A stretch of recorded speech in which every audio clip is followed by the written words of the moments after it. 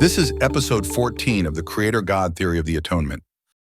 I've titled it Creator God Greater Than His Creations, with the subtitle No Need for Any Divine Calculus of Sins, Part 2.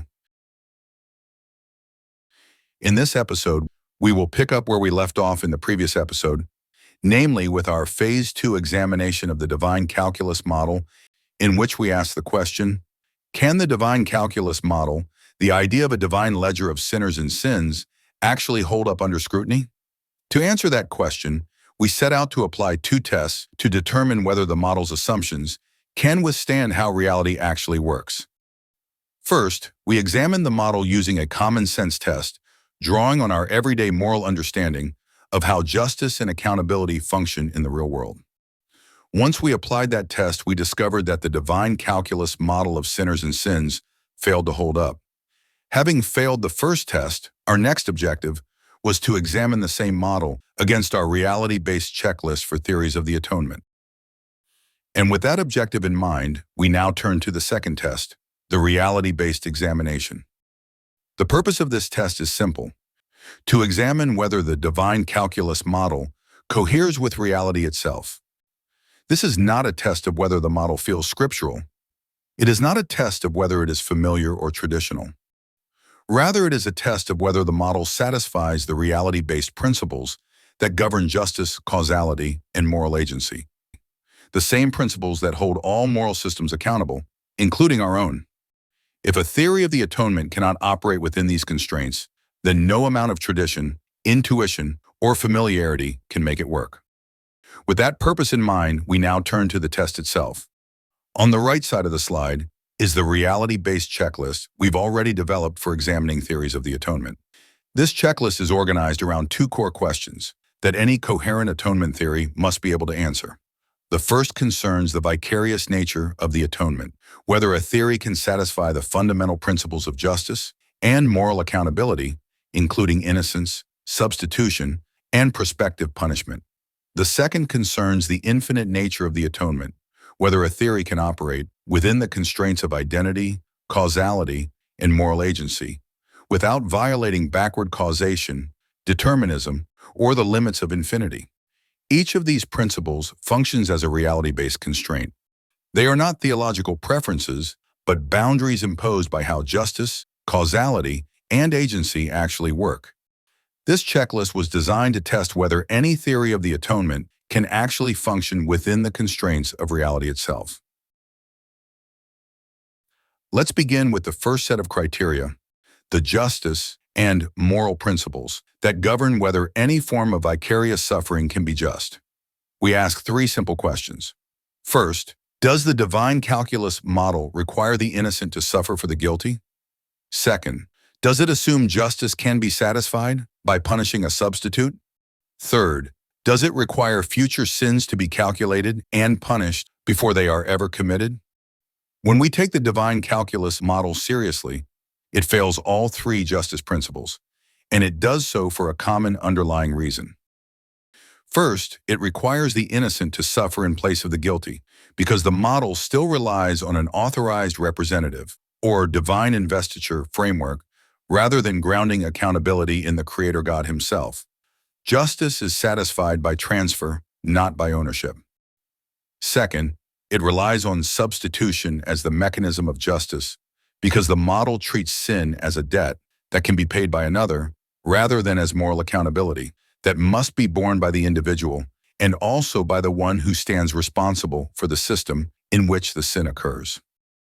And to make matters even more complex, the model also requires future sins to be added into a total sum centuries before they occur, because it depends on a single calculated total across all periods of time, past, present, and future, in order for the ledger to balance. Taken together, this means the divine calculus model violates all three justice principles at once. And if a model violates justice at this foundational level, it cannot be salvaged later.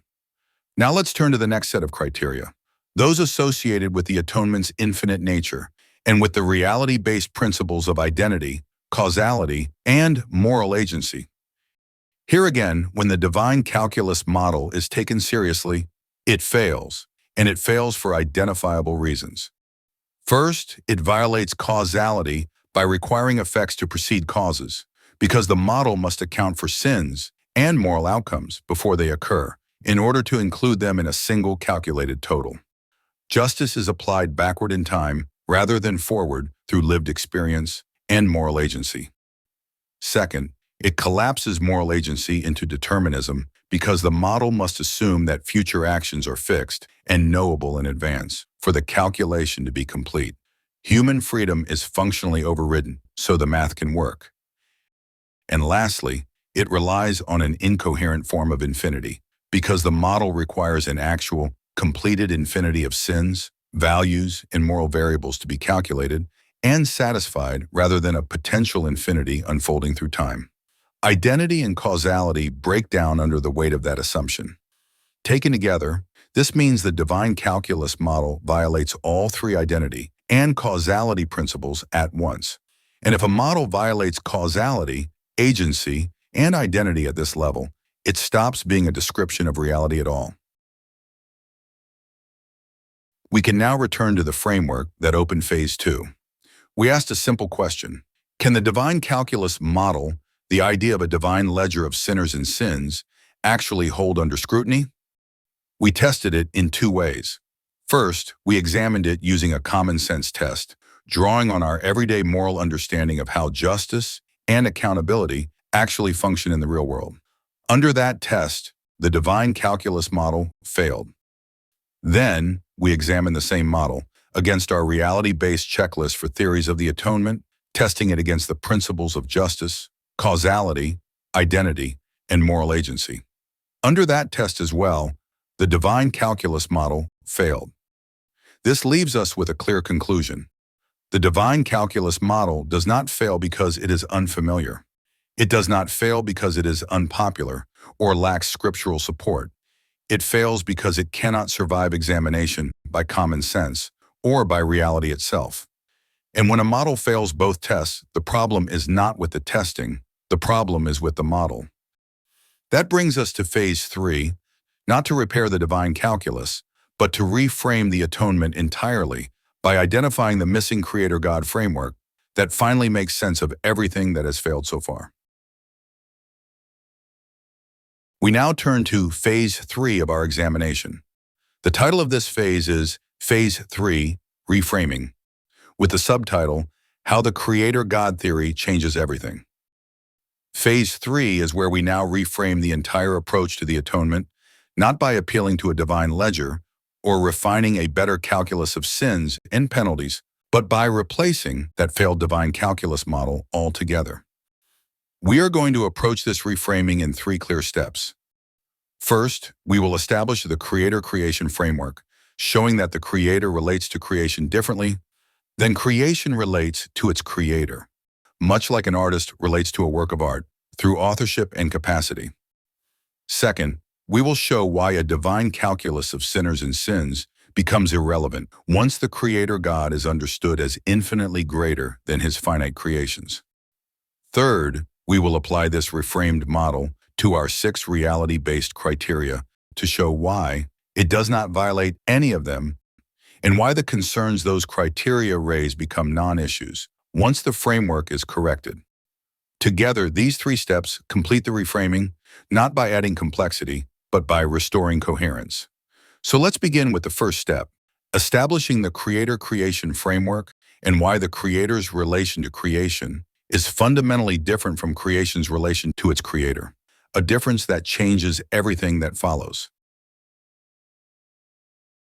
Any reframing of the atonement must begin with something more basic and more general than theology itself, the relationship between a Creator and what that Creator brings into being.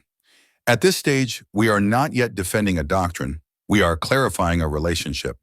We are simply introducing what we mean by Creator is greater than creation at the most basic and intuitive level. By creation, we mean organized existence, not unorganized existence. The very term creation already presupposes a Creator's authorship, not eternal existence as such, but existence that has been organized, structured, and given form and purpose. Because of this, the Creator relates to creation differently than creation relates to the Creator. This is not a theological abstraction. It is an intuitive relationship we already understand from everyday life. We see it whenever we consider an artist and a painting, a builder and a building, an engineer and a bridge, or a parent and a child. In each case, creator and creation are mutually implied, yet the relationship is asymmetrical, not because the creation lacks worth, but because the creator stands in a fundamentally different relationship to what is created than the creation stands to its creator. Rather than asserting conclusions in advance, we will let these familiar relationships do the teaching.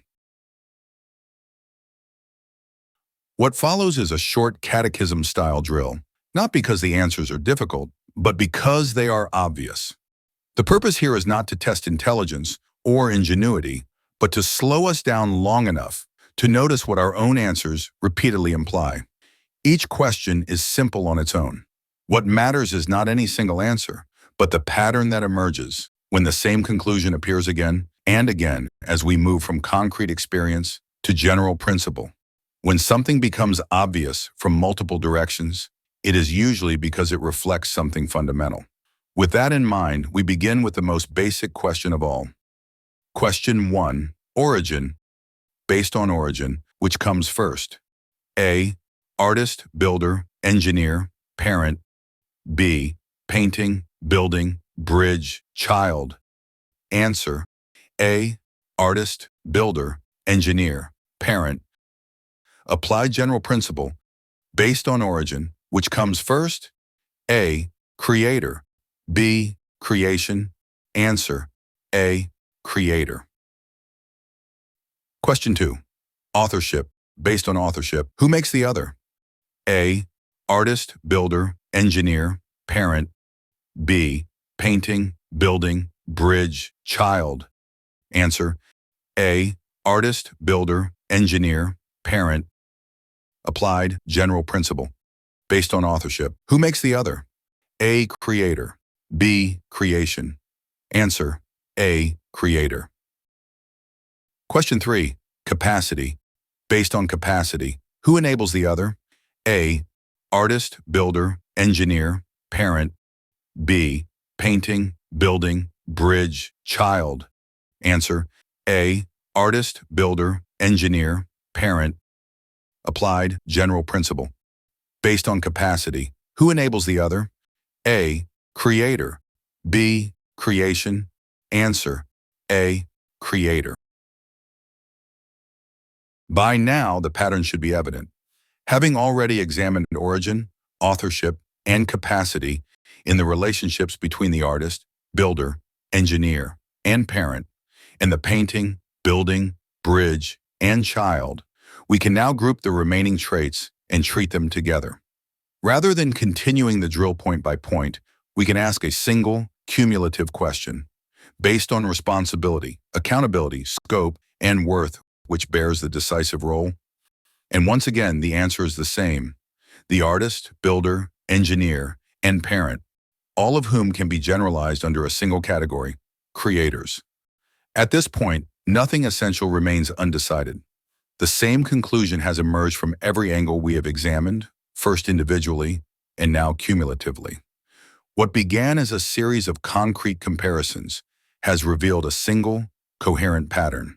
Having followed that pattern through origin, authorship, capacity, responsibility, accountability, scope, and worth, we are now in a position to name the greater-than principle those answers have been pointing to all along.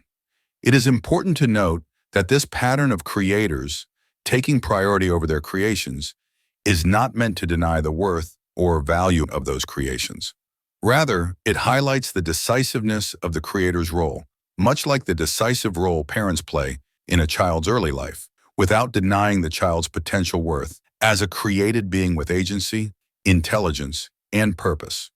With that groundwork in place, we can now turn to the final synthesis of this greater-than principle. Given everything we've established about origin, authorship, capacity, responsibility, accountability, scope, and worth, which is truly greater in all respects, the creator or the creation? Answer: the creator. This is what we mean when we say, the Creator is greater than the creation. This conclusion is not only the result of the catechism we have just completed, it is also explicitly affirmed by Apostle Paul, who writes, Jesus Christ was counted worthy of more glory than Moses, inasmuch as he who hath builded the house hath more honor than the house. For every house is builded by some man, but he that built all things is God. In other words, Paul does not merely say that Christ is worthy of more glory than Moses. He explicitly identifies Jesus Christ with the Creator God who built all things. The greater honor belongs to Christ because he is the builder of the house, not simply part of it. Paul also addresses the question of primacy, which comes first and therefore has primacy, the Creator or creation. The order is clear, Creator before creation. To invert that order is not merely a mistake, but a serious distortion, as Paul warns, when he speaks of those who changed the truth of God into a lie and worshipped and served the creature more than the Creator, who is blessed forever. Amen.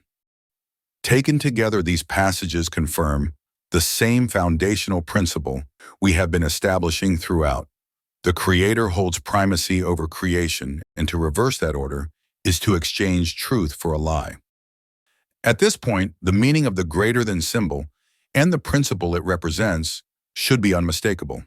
What we first described with arrows can now be stated plainly in terms of greater than, the artist greater than the painting, the builder greater than the building, the engineer greater than the bridge, the parent greater than the child. Each of these everyday relationships expresses the same underlying truth, a particular instance of the more general principle. Creator greater than creation. And this final synthesis, now expressible as the greater than principle, prepares us for the next step in our understanding, allowing us to see how this relationship scales beyond the finite to the potentially infinite.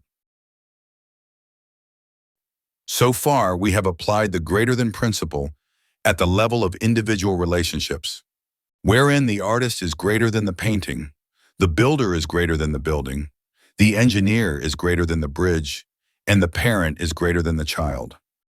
That conclusion stands. What comes next does not revise it. It extends the same greater than relationship from the individual level to the corporate level. Creators do not relate only to individual creations. By virtue of authorship and ownership, they also relate to the set of what they create as a whole. When we widen the lens in this way, the greater than relationship no longer operates merely one-to-one at the individual level, but at the corporate level of ownership, responsibility, and accountability. For example, the parent-child relationship does not stop at the parent is greater than the child. It extends to the corporate level where the parent is greater than the set of children. This is the crucial shift. Once responsibility operates at the corporate level, the greater than principle extends across the entire set. Size is irrelevant. Corporate responsibility for the whole is what matters. My circus, my monkeys, my problem. Extending the greater than principle from individual creations to the set as a whole applies across all the creator-creation relationships we have been examining. The artist is greater than the set of paintings. The builder is greater than the set of buildings. The engineer is greater than the set of bridges. And the parent is greater than the set of children. In each case, the greater than relationship applies only within the scope of the Creator's own work, that is, to the set of creations that originate from that Creator. It does not apply universally to all paintings, buildings, bridges, or children everywhere.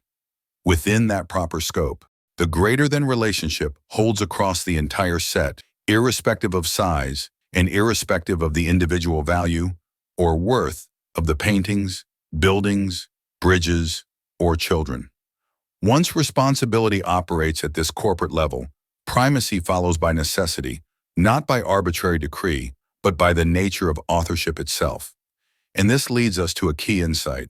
The greater than principle applies to the whole set, independent of size, because authorship entails corporate ownership, responsibility, and accountability across the entire set.